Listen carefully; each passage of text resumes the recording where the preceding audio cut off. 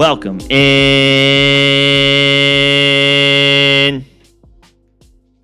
Welcome in. There it is. Yeah, I haven't done that in a while, bro. Is that the first one of 2021? Oh, that's definitely the first bop of 2021. First of many, hopefully. Yep. Welcome to the Phase Mans Podcast. Nick Payne, John Alsace. What's up? What's up? It's been a big day for quarterbacks, I guess. Quarterback announcements. First, we had Drew Brees. Well, we're still waiting on the official announcement, right? But all the speculation's there. Every sign points to Drew Brees is retiring. And another member of the old guard is also retiring. The news broke this morning on this Wednesday, this inauguration Wednesday, that Phillip Rivers, after 17 years, is retiring from the NFL. 16 seasons with the Chargers before playing his final season with the Colts. Yeah, I didn't see this come across the ticker, man. I was not paying attention. You threw that news out to me, and I was just kind of like, "Whoa, really?" Yeah. I mean, there was some speculation that this was going to be Rivers last year. Obviously, not nearly as much fanfare because he waited 2 weeks until after the Colts' final game of the season to announce. But yes, Phillip Rivers officially hanging up the cleats, made multiple comments today that this season felt different, felt like it was actually time. He sounds like a man who has given everything he can to the quarterback position and is ready to move on to the next phase of his life with his double-digit number of kids. So, great career, never won it all, but put up some monster numbers along the way. Yeah, he was kind of one of the guys that ushered in the gunslinger mentality from a quarterback standpoint. I mean, in his younger days, he was throwing to Vincent Jackson and Antonio Gates, Yeah. and he kind of also ushered in, the pass catching tight end to the point that we've seen it explode in the past few years. So I think we're gonna look back on Phillip Rivers' career, and I think we got to give him his flowers, man. Yeah, I think he's been, hats off. He was really good for really hell long. of a career.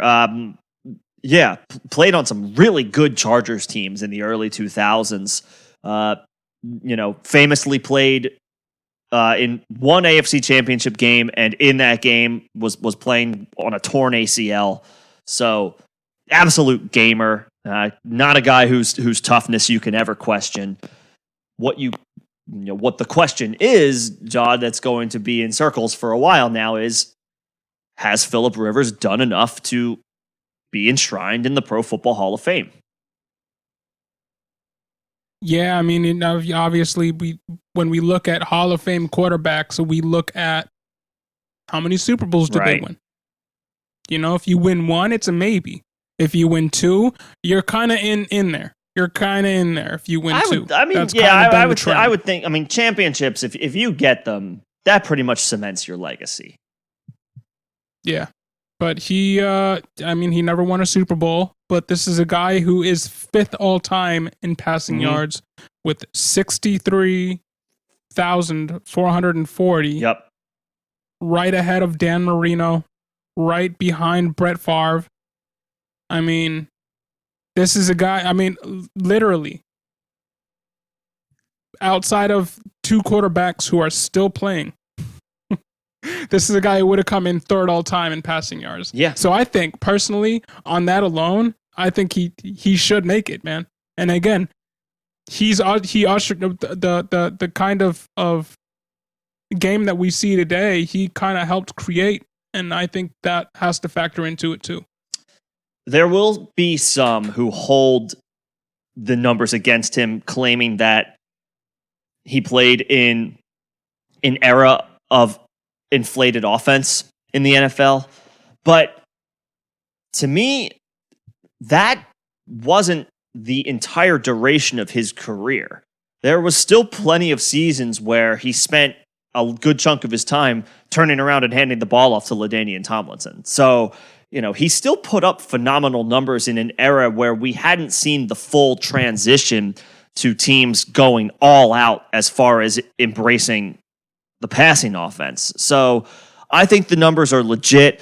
On top of the passing yardage, he's top 10 all time in touchdowns, in passing touchdowns. He's actually He's actually 5. So he comes in at the same spot he did with passing. He's 5 right in front of Dan Marino with 421 and right behind Brett Favre. So there you go. To me, this like a Super Bowl win can kind of be a little, I don't want to say misleading, because obviously a championship is a championship, but when you're taking a step back and assessing somebody's full body of work, wins are a team stat. Wins are not a quarterback stat. Wins are too often associated to the performance of the quarterback. Obviously, that is important. There's no doubt. But going on a postseason run often coincides with an overall team just being hot at the right time, not necessarily an elite quarterback taking a bad team and putting them on his back. And we see that every year, pretty much. Right. You see a team come into the playoffs and the team is hot, and the quarterback is not a guy we would ever consider to be great. I mean, we saw Flacco do it. Yeah, yeah. It's not the end all be all to me. So to me, was Rivers, top 5 for his era year in and year out? I would be willing to say that he's on the low end there. Yes, he had to go, he played in the same era as Brady, as Breeze, as Rodgers, as Roethlisberger, but the longevity, being top 5 in those two crucial numbers, yards and touchdowns, two stats, not numbers, yards and touchdowns, to me, he's in. He should be in. We should be at some point experiencing a Hall of Fame speech from Phillip Rivers as he receives his gold jacket and his bust to forever be enshrined. I think he's in. No, where I think the line is drawn for me when we're talking about Hall of Fame guys who are pretty much just yards and touchdown accumulators throughout their career is a guy like Matt Ryan, who's clearly putting up the yards, putting up the touchdowns. But, I mean, if you put his career up to Phillip Rivers, I would rather have Rivers.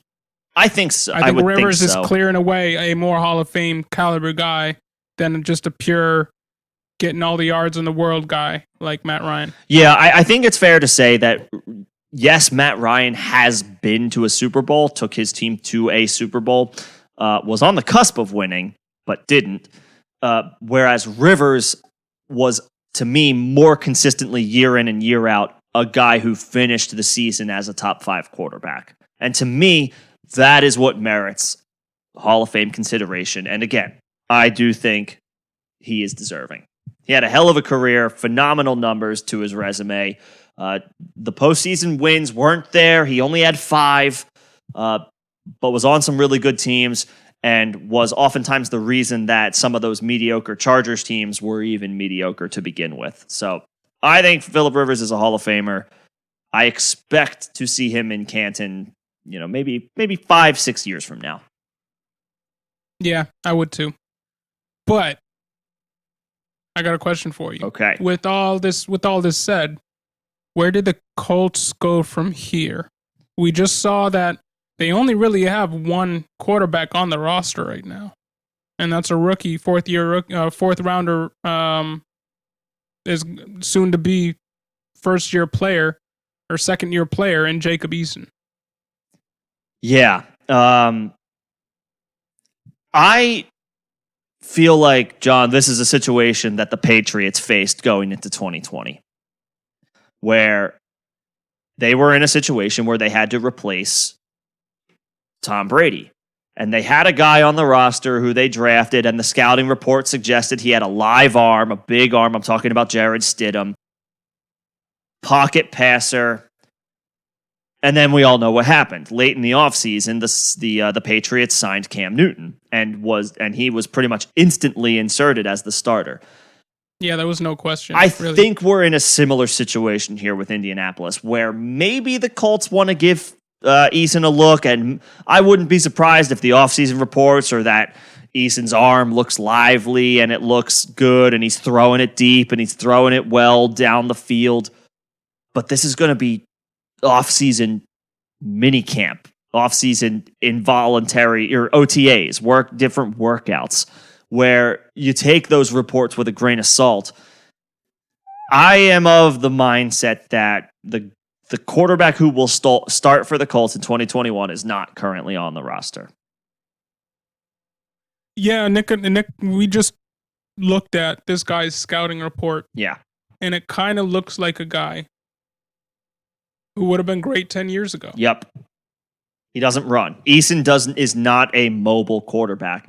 And where that was maybe looked at as maybe a check against a guy 10, 15 years ago, being, a pocket passer strictly in 2020, that is a check against you in today's NFL.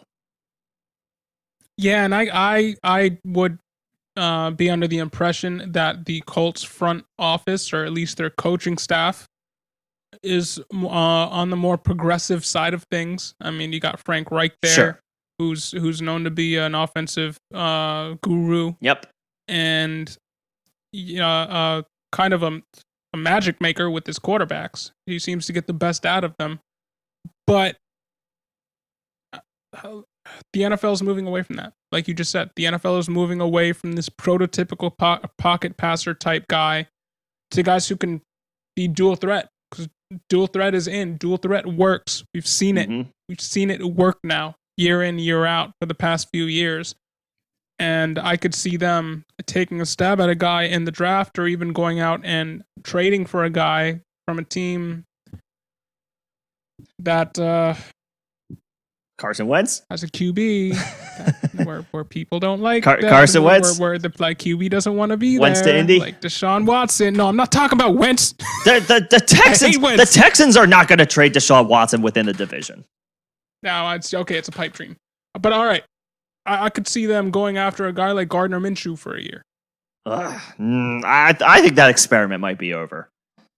As much fun as Minshew has been as a personality, I think that's over. Fair enough. But yeah, no, you're right. You don't need to be an elite athlete at the quarterback position, like an elite rusher. But you need to be able to keep defenses honest with your legs. It is a crucial element in keeping drives alive these days when teams scheme more than ever to stop the pass. If your quarterback is able to scramble, that makes it that much more difficult to get an offense off the field, because defenses scheme now more than ever. If you're worth anything, if your offense is worth a damn anything in this league, you can throw the ball with efficient success. And if teams are scheming to take that away, that's what makes the running element as a quarterback more valuable, because it's harder to account for when you have to game plan for what is most likely going to be your biggest issue against an actual legit real NFL offense, which is the passing game. So if you can't run, and by all accounts, Jacob Eason is not a guy who can run, you're not a threat. You're not scary. That is a quarterback that in today's NFL can be stopped. So to me, the guy who the Colts play and put out there in 2021, whether he's good or not, I don't think he's currently on the roster. And right now, the Colts pick 21st in the draft. Yeah, I mean, so they could get a guy. They're not going to trade up and get one of the high end names. They're not going to do that. Right. But they could get a guy in the middle rounds that they try to develop, or maybe they play him, right away and see what happens. But here's the other thing: this Colts roster is pretty good. I would not consider this. They're ready to win now. Yeah, this team is ready to win now in all facets of the game. Now, the biggest loss outside of Rivers is Anthony Costanzo. That's the left tackle for a decade. He's been there for 10 years. He also retired. So that's a major hole that the Colts also need to fill as well. Not that it's easy to find a franchise offensive tackle, but it is slightly easier to find than a franchise quarterback. So I would think that they try to make that the priority. with one of their high-end picks, and then maybe they draft a project in the middle rounds and sign a veteran, or trade for a guy, for a guy on a roster who who's a little bit more of a veteran. We'll see. From a fantasy perspective, I think this does not matter for Jonathan Taylor. I like him as a low-end first-round pick. I think that remains the same. Obviously, we are in wait-and-see mode for the Colts pass catchers, although I have to, you got to like what you have seen, especially to end the season, from Michael Pittman. I would think that's a guy who should be able to find success regardless of who the Colts quarterback is, but obviously he'll be in a much better situation if the Colts can figure out a way to improve on what I assume is a not very enthusiastic feeling long-term toward a guy like Jacob Eason. No offense, Jacob Eason. No offense, Jacob Eason. Well, I will say this. There are some very nice older options out on the free agent market at left tackle.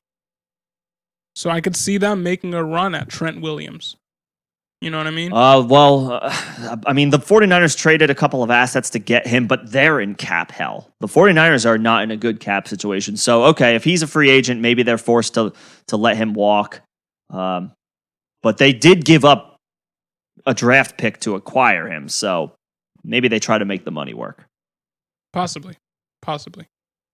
But I could see that as if I was the Indianapolis Colts GM, oh yeah, I would be trying to fill the left tackle role with a veteran.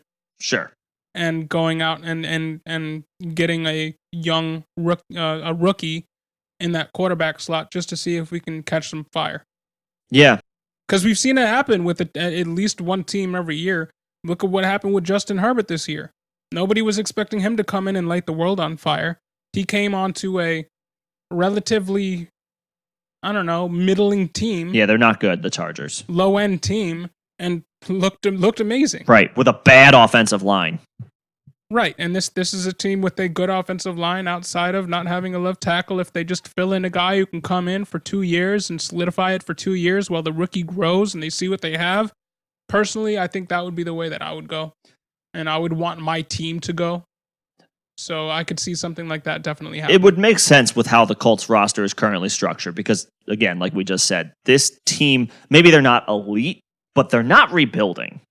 Like, the defense is good. The offensive line is good. The pieces are there for them to compete, especially if Deshaun Watson, who's not getting traded to the Colts, but if he does get traded out of the division, now you're only talking about 2 teams between the Colts and the Titans because Houston would be in a rebuild transition, and Jacksonville is only just starting their rebuild. So it wouldn't surprise me if they tried to put as many veteran pieces on this team as possible, and maybe try to find a young quarterback, a young mobile quarterback who could eventually take the reins, if not from day one.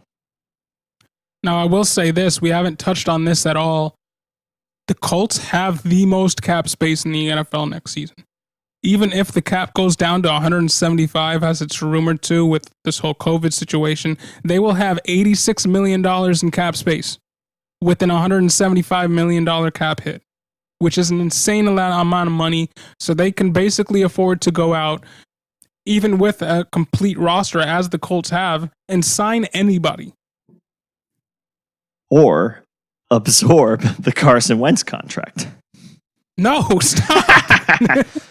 Shut up. You can't tell me that that's not something that's out of the realm of possibility. Now, okay, I will say this. It seems like this is all I'm going to say about this, but it seems like the Eagles are trying to gear their offseason around building Wentz back up. So I'm not sure how serious of a trade target he would be, but I know I'm not the first person to say this, but obviously Wentz and Reich worked together in Philly. So is a reunion totally out of the question? I won't say totally, but it does look like it's fairly unlikely. Now, if you want to talk about, say, maybe a guy like Matthew Stafford, they could absorb that too. There are a few guys, Matt Stafford, Matt Ryan. These are guys that are rumored to be kind of on the outs of their organizations, partially due to cap hits and just partially due to the organization wanting to move on. Right. We're talking about teams that understand that their team is in need of a rebuild. And these are guys with. I mean, I would like to see what Matt Stafford could do on a good team. I would really like to see that. Yeah, that would be great. Because I don't think I've ever seen that. He'd probably have his best offensive line that he has ever had if he were to go to the Colts. Right. And this is, again, one of those guys that we've mentioned as just stat accumulators. But it would just be interesting to see what he would do on a complete team. Man, that's what I hope. That's what I officially hope happens. Yeah. I hope Stafford ends up on Indianapolis. Yeah, I'd be on board with that. I think that would be a match made in heaven, really. I mean, Stafford's only 34 years old, so he could be there for the next 5 years. Yeah, he's too good to keep the Lions from completely bottoming out, but he's not young enough where it makes sense for the Lions to continue to try to go out there and win with him. Now, let's not give too much credit to the Lions. And he's not a guy that they need to fix like Carson Wentz. I think going out and trading for a guy with a $36 million cap hit who is signed for another, 3 seasons is not the way to go if the guy's a project. Yeah. I think if you're going to make that move, you go out and get a guy that you know can do it, who's worthy of that $30 million cap hit. And I think Stafford is. We're starting the campaign. Matthew Stafford to Indy. The campaign is underway. Let's do it. Let's get it going. I would like to see that. I think the Colts are a team that can compete right now. If they can find a way to get a veteran quarterback, they won't miss a beat. You can absolutely expect them to be a good offense again. You can invest in them for fantasy. And for NFL perspective, there's no reason to believe they can't return to the postseason and make a run. And just from a selfish perspective, as a dynasty owner of Michael Pittman, I would love it if Stafford went there.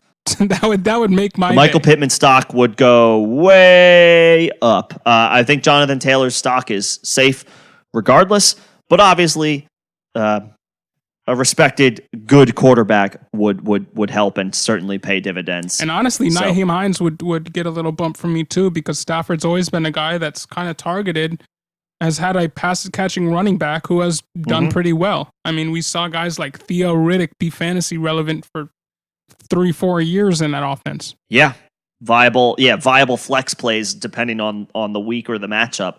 And I think we can all agree Nyheim Hines is just a better talent than a guy like Riddick. So, yeah, if we see some quarterback stability in Indianapolis, they remain an offense worth investing in fantasy.